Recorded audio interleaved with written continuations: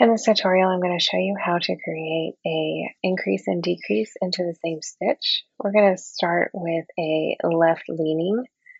So we're going to slip the stitch knitwise, knit the next two stitches together. Do not drop the stitches off your needle just yet. Bring the needle to the back, yarn over, and then knit them together again. Now we're going to take that slip stitch and pick it up and drop it over those three stitches we created. So this gives the knitting pattern a fluid and cohesive element, and it is used in my Wayfinder pattern. I'm going to show you how to work that again. So this is the left leaning. So we're going to slip the stitches knitwise, and then we're going to knit the next two stitches together.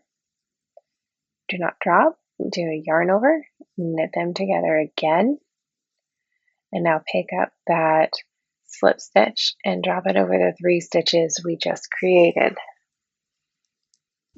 Now I'm going to show you how to work a right leaning increase and decrease at the same time. We're going to slip the first stitch knitwise, slip the second stitch knitwise.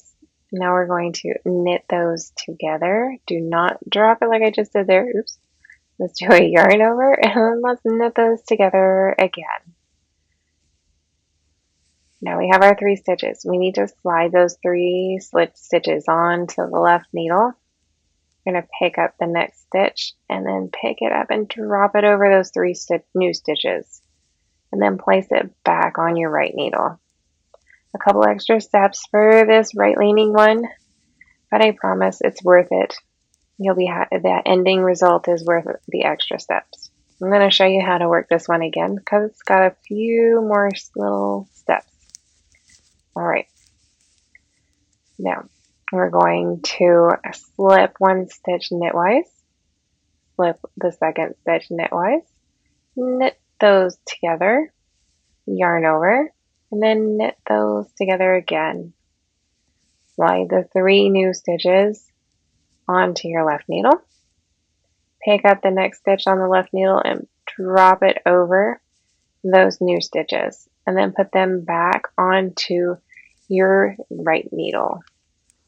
And that's how you work an increase and decrease at the same time in your brioche pattern. I hope this helped you on your knitting journey, and be sure you subscribe and follow along for more knitting tutorials. Until next time, happy knitting!